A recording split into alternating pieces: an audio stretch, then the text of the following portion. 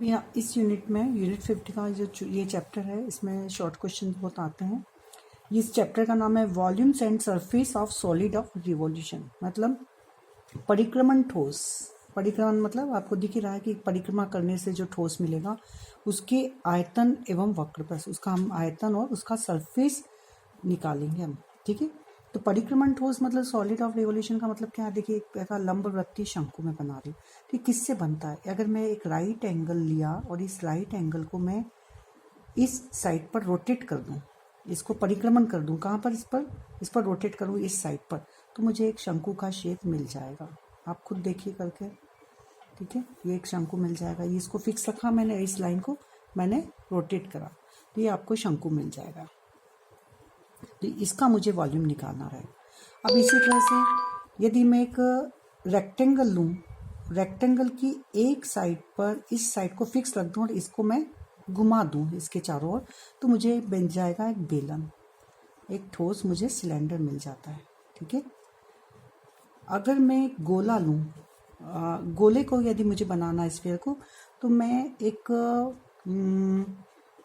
Diameter मतलब half circle लूँ, आधा वृत्त। ठीक है, आधे वृत्त को यदि मैं इस साइड पर जो उसके डायमीटर पर चारों ओर घुमा दूं, तो मुझे क्या बन जाएगा? किस तरह का शेप बन जाएगा? एक ठोस गोला बन जाएगा। अगर मैं देखिए, आपको ये जो प्रॉब्लम है, यहाँ गोला और स्फेरॉइड और ये आएंगे। अगर इलिप्स जो रहता है, ठीक है, तो अगर हम लघु अक्ष के चारों ओर घुमा दें, एक इसमें होती है इलिप्स, आपने देखा ही है यहाँ पर। ठीक है, ये आपका शेप होता है इलिप्स का, और ये उसकी होती है मेजर एक्सिस, ये होती है उसकी माइनर एक्सिस। तो ये यहाँ पर मैं मेजर एक्सिस पर मतलब -a से और माइनर एक्सिस -b से b लिया। तो यदि हम इसको माइनर एक्सिस पर रोटेट करेंगे तो उसको बोलते हैं ऑब्लेट स्फेरॉइड। ठीक है, और यदि हम मेजर एक्सिस पर करते हैं तो उसको क्या कहते हैं हम? Prolate spheroid. तो ये तीन टाइप के जो क्वेश्चन है, ये आपको अब समझ में आ गया। मतलब यहाँ पर हमें को एक ये एक्सिस दिख रही है, इसके चारों ओर मैं रोटेट करूँ, मतलब इसको फिक्स करूँ, ये तो मेरी जो यदि इसको मैं फिक्स करती हूँ तो मेरी जो होगी वो होगी लिमिट b से -b, और -b से b को यदि मैं फिक्स कर दूंगी तो मेरी लिमिट होगी -a से a। तो यहाँ पर अब हम इस टाइप के जो परिक्रमण ठोस हैं, मतलब किसी भी एक उसको चारों तरफ परिक्रमा करने से जो हमारे सॉलिड ठोस बन रहे हैं, उसका हम अब निकालेंगे वॉल्यूम। तो इसका फार्मूला होता है,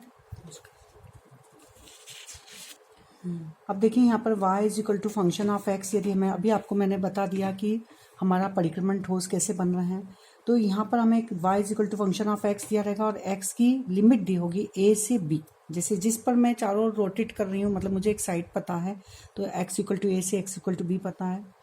तो यहाँ पर इसका वॉल्यूम का फार्मूला होता है x = जिसकी हमें लिमिट पता है उसी के रिस्पेक्ट में हम इंटीग्रल करते हैं, ध्यान रखिए भाई। तो यदि x की लिमिट है मेरी a से b, तो πy² dx मेरा फार्मूला बन जाएगा। यदि मेरा फंक्शन x = f(y) के टाइप में मैं रख रही हूँ, मतलब मुझे y की लिमिट यदि पता है, तो मेरा फार्मूला बनेगा πx² dy। तो दोनों फार्मूला आप याद रख लीजिए।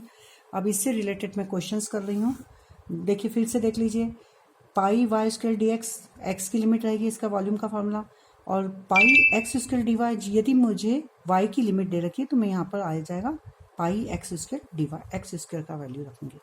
तो यहाँ से चूंकि मैं इंटीग्रल कर रही हूँ dx के रिस्पेक्ट में, तो यहाँ y² है, तो ध्यान दीजिए y को हम f(x) के फॉर्म में दे रखा है, तो यहाँ y की वैल्यू हम x के टर्म्स में रखेंगे।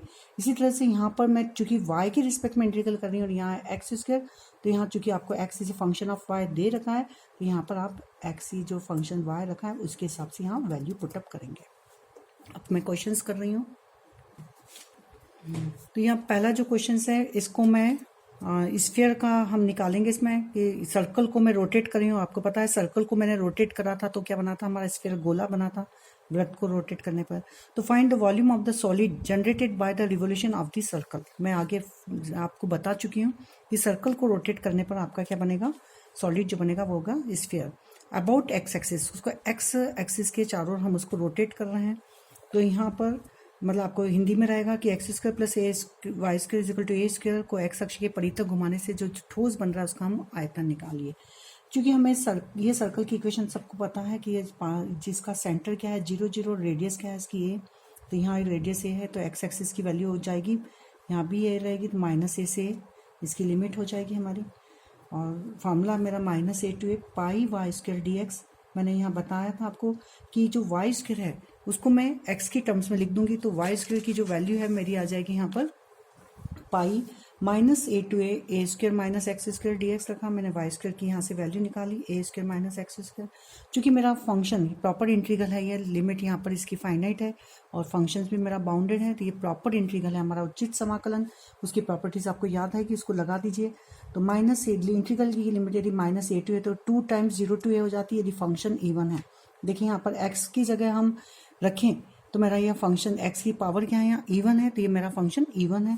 तो मैंने इसको 2 पाई 0 to a कर दिया। अब आपने एक्स के रिस्पेक्ट में इंटीग्रल करना है तो ये हो जाएगा a square x minus x cube by 3। Limit रख दीजिए 0 to a। लिमिट रखने पर 2 pi a cube minus a cube by 3 and 0 पर वैल्यू 0 हो जाएगी, तो ये आएगा। इसको हम सॉल्व करेंगे तो हमारा आंसर आ जाएगा 4/3 पाई ए क्यूब। तो इस तरह से मैंने किसी भी सर्कल को यदि रोटेट किया तो जो ठोस मिला स्फीयर उसका वॉल्यूम निकाला है।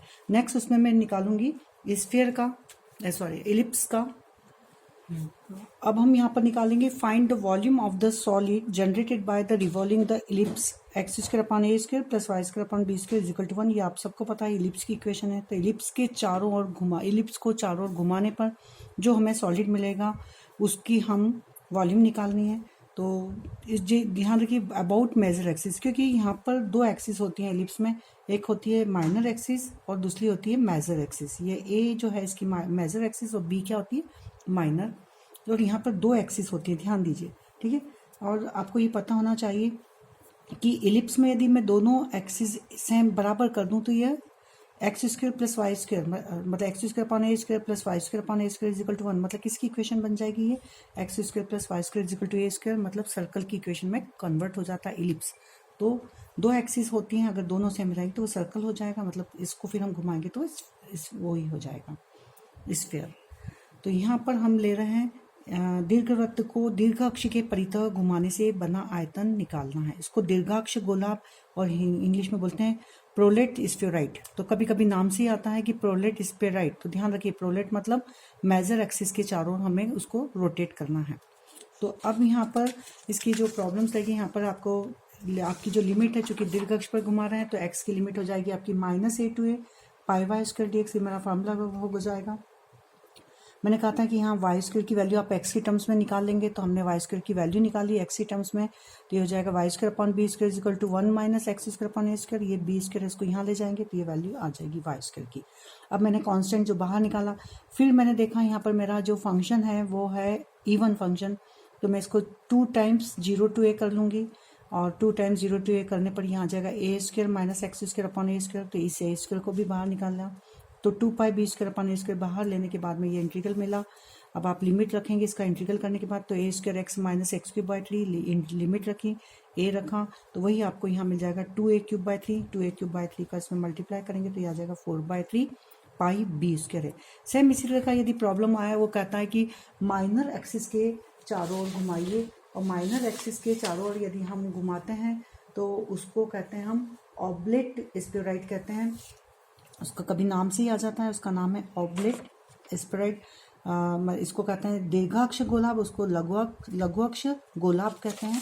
तो कभी नाम से भी आ जाता है, तो आप इसको ध्यान रखिए। तो ऑब्लेट में फॉर्मूला हमारा चेंज हो जाएगा, क्योंकि हमें y की लिमिट होगी यहाँ पर माइनस बी से b। क्लियर। तो मेरा जो, क्योंकि मुझे y की लिमिट पता है तो मैं y के ही रिस्पेक्ट में इंटीग्रल करूंगी। तो यहाँ हो जाएगा y is equal to b से माइनस बी। मैंने दोनों फार्मूले दिए थे, तो यहाँ हो जाएगा pi x square d y. तो एक्स स्क्वायर की टर्म्स हम निकाल लेंगे, तो यहाँ बिल्कुल उसी तरह का प्रॉब्लम रहेगा। ये बी से माइनस बी और पाई को आगे ले लिया मैंने। एक्स स्क्वायर की वैल्यू मेरी हो जाएगी यहाँ पर ए स्क्वायर और 1 minus y square upon b square d x. ये भी फंक्शन आपका डी वाई, ये आ गया आपका। ये भी फंक्शन मेरा इवन है, इसको 2 टाइम्स 0 to करेंगे, 0 से बी कर लेंगे, 2 टाइम्स 0 to b। ये यहाँ प्लस ये माइनस बी से प्लस बी, ध्यान से देखिए। तो यहाँ पर सेम फॉर्मूला यही रहेगा, बिल्कुल हम उसी तरह से करेंगे। तो ये आंसर आ जाएगा यहाँ 4/3 पाई ए स्क्वायर बी। ये आंसर आपका यहाँ आ जाएगा। इसको आप करके ट्राई करिए। तो ये शॉर्ट क्वेश्चन में क्वेश्चन पूछे जाते हैं। इसमें मैं इस चैप्टर में केवल मैं इतना ही बता रही हूँ। और इसी चैप्टर में आगे है आपका परिक्रमण plus means surface of revolution, मतलब अब हम किसी को जब चारों तरफ परिक्रमण करते हैं तो उसका क्या सरफेस होगा। अभी वॉल्यूम निकाला, यहाँ सरफेस का फॉर्मूला देखिए। वही यहाँ पर एक्स एक्सिस के यदि हम रोटेट करें, y is a function of x, x की लिमिट यदि आपको पता है कि जिस पर हम चारों ओर जिस पर रोटेट करेंगे तो x equal to a equal to x की लिमिट a से b है। तो इसका फार्मूला था 2 पाई वाई डी एक्स। उसका क्या था आपका वॉल्यूम का था पाई वाई स्क्वायर डी एक्स, और यहाँ पर है 2 पाई वाई डी एक्स। ध्यान रखिए बस अंतर यही है। तो ये इसका आप यहाँ ये है सरफेस, ठीक है, सरफेस ऑफ रिवॉल्यूशन मीन्स परिक्रमण प्लस। इसी का ही पैरामेट्रिक फार्मूला, यदि मेरा x यदि फंक्शन है t का और y भी फंक्शन है t का, दूसरा कोई फंक्शन, तो उस कंडीशन पर फार्मूला हो जाएगा 2 पाई वाई डी एक्स की जगह आ जाएगा D s upon T T D T, या फिर इसकी जगह बेटर ये होता है इसको यूज़ करना कि d s upon d t बराबर under root d x upon d t का whole square plus d y upon d t का होल स्क्वायर।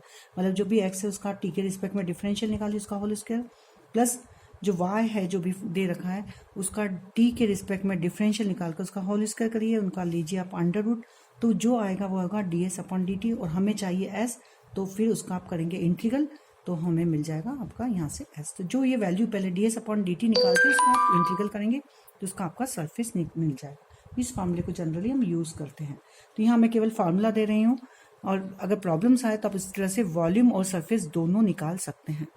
मैं नेक्स्ट जो बनाऊंगी 4th यूनिट की वीडियो बनाऊंगी, आप प्लीज़ सब्सक्राइब जरूर करिए।